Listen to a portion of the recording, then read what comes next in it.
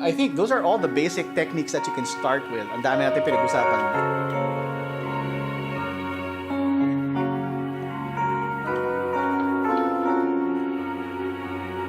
Now, how do we practice that? Now, I have a few ideas. Let's talk about how to actually practice these things. I'm Pepe Manikan. I'm a music and audio producer, film scorer, educator, performer, and an improviser. I play with my bands Eternal Now and Cinderblock, perform improvised theater with Spit and Timog, and teach at the College of St. Benilde and Third World Improv. Welcome to my channel.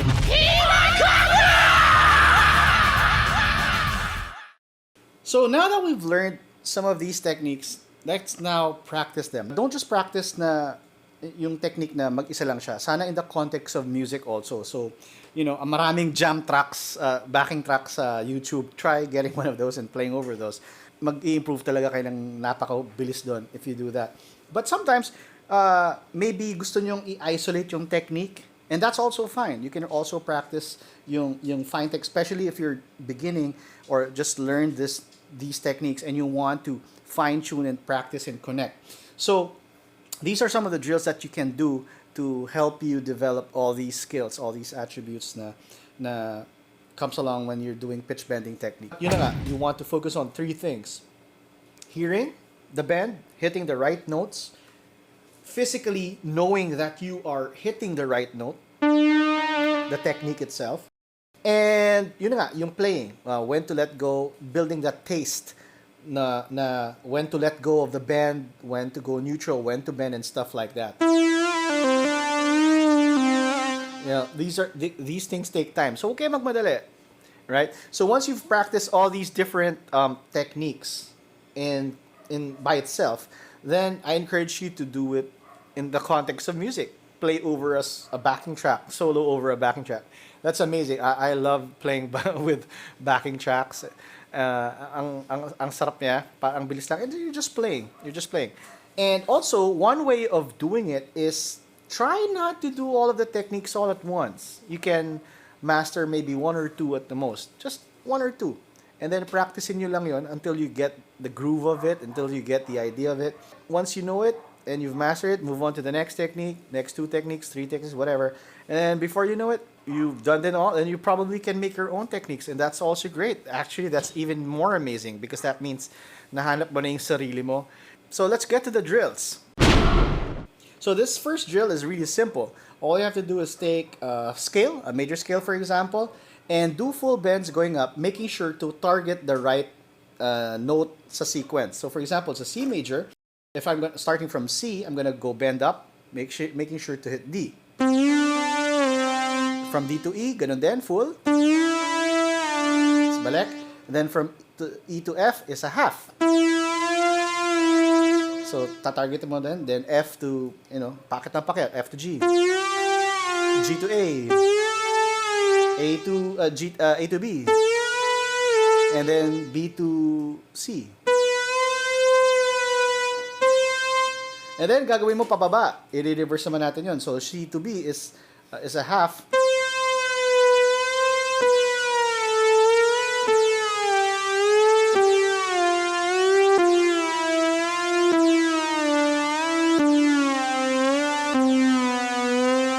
Papapractice mo siya going up, going down. And then, once you have that down, you can try the other technique. Para siyang sports, no? The next drill you want to do is yung mga yan hammer. Very tricky yan kasi. So, you can isolate that. So, just like the major scale thingy, pwede mo rin siyang gawin. So, you can start with sa C. Or sa D pala kasi one note up na. So, and then, go to E. And then, yun nga sa F, mag-half step to E. G to F. A. B. And then C. And then, pababa nun, kung kaya mo. Ako, hindi ko pa kaya, pero magulo. Actually, I haven't tried it na galing sa taas, pero pwede rin. Never really explored it.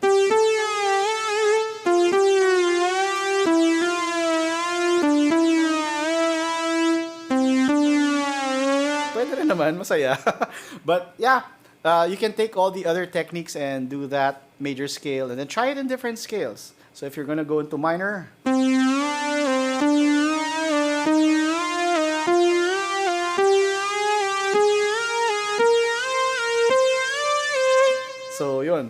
be imaginative on how you practice this again. But most importantly, once you've done practicing it na ganon, try it in the context of a song na sa scale na practice mo. I think that's the best way to do it. Okay, this next drill naman, ang pag-uusapan natin is vibrato. How can we develop our vibrato and control our vibrato? So what you do is you start with one note, and then you slowly build yung intensity from very soft to very intense. So from mild to intense. So for example, I start here with C. I will start with my mild vibrato and build it up. And slow down. And then mild. And then you do it to the next note. And you can do it, yun nga, pababa, paakyat, or yung pitch. It's up to you. Yung pinch style. It's up to you. So, if I did that again, kasi kanina ginagawa ko puro paakyat, ngayon naman puro pababa. Pwede rin.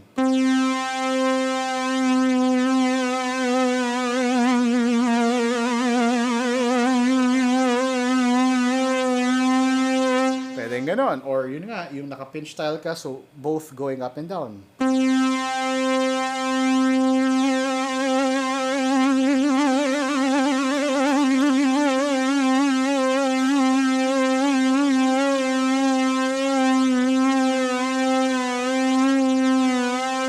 Something like that.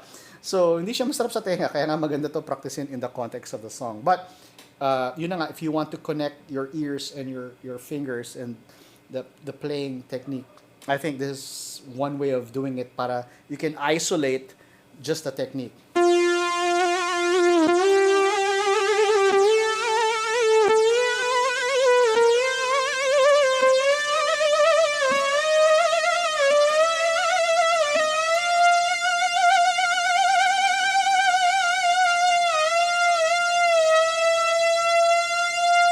Something like that. So, this last drill I'm about to share with you is, yun nga, para sa mga shredders dyan. So, what you can do is take a pattern, any pattern that you like, 4-note pattern, 3-note pattern, 5-note, bahala kayo. And then you sweep at certain areas, and you can choose to practice half bends, full bends, or any of the other techniques. So, for example, I choose this pattern. It's a 4-note pattern, G, A, C, D. And I can choose to bend sa dulo.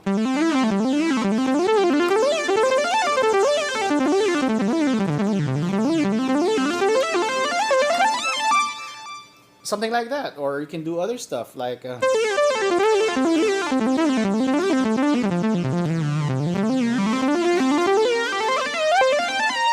So this time, pinapractice ko yung bending into the note.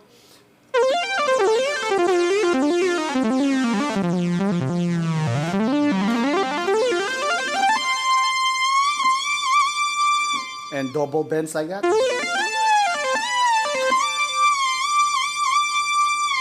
So maraming ganon, maraming ways. So those were some of the drills and techniques that I've shared with you. Some stuff I got from others, and I hope you can use them and add to them, change them. And if you have, please share it in the comments, and let's all learn from one another. If you have a video link of you doing these techniques or changing it or adding to it, please, I'd like to see it. Baka may manakaw ako sa inyo. Ako naman magnanakaw sa inyo. Ganun naman ang world of music eh. We all share and we learn from one another. And I hope it stays that way, that, binigay sa atin to ng libre, we developed it, and hopefully we can give back to one another and inspire one another to play beautiful music. Now, before we end, I'll be doing two more things. One is share with you my personal pitch bend settings and why I choose to do that. And the other is maybe get an excerpt or play something sa YouTube, backing tracks, like what I've been saying a while ago.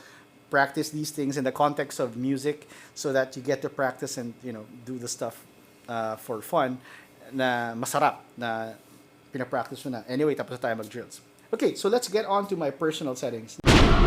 My personal settings, for my up, I go +3. So that means, for example, if I'm in D, it's going to go up to D sharp, and then E, and then F. So D, 1 would be this, D sharp, then E, and then F. And if you play that na full bend, alanganin siya eh.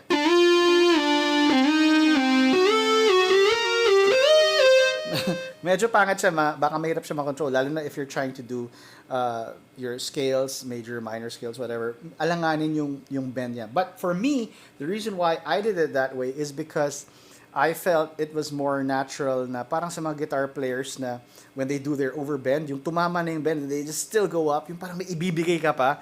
Ang sarap lang ng feeling na yun eh. So something like...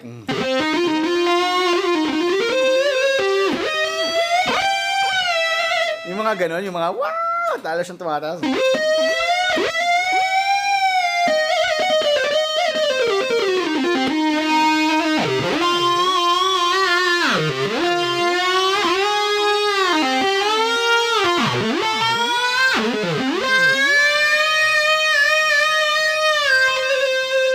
Ang sarap eh. Parang pinupush ka pa niya pa akyat. Obviously, I've changed my sound also. I really like the sound from this keyboard. It has this wah, which adds more expressiveness to it. And if I push up, it gives this wonderful feedback type sound. So, mas ang angas pang rock and roll talaga. Yung down ko naman is a negative 12. So, dito siya bumababa. And the reason for that is, ang sarap kasi gumawa ng mga dive bombs na, tsaka yung bending into the note using the baba, yung ganyang kalaking interval, ang sarap eh.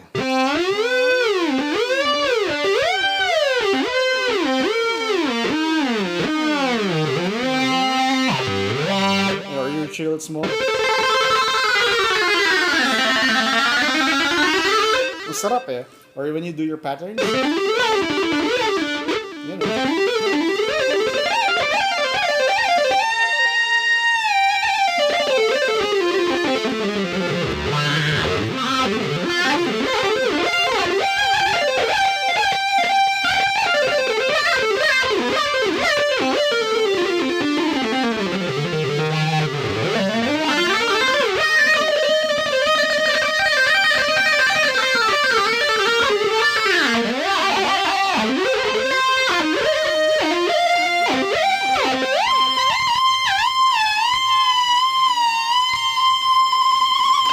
Yeah, so it took me a while before I can get the hang of yung +3, -12. It took a lot of relearning kasi sanay na sanay ako sa pitch bending na if-full mo. And I would hit wrong notes all the time. Okay, so before I say goodbye, tulad nga sinasabi ko kanina, sometimes when you practice, make sure na you put it in the context of playing and diba? Para makita mo how it goes. And, you know, mas masarap siya dahil musically, napapractice mo talaga yung mga kailangan mo i-practice. So, I got this really amazing backing track here from YouTube. I can share the link below sa description. Try it out because, you know, it's really fun. Okay, so, yeah, let's try that now.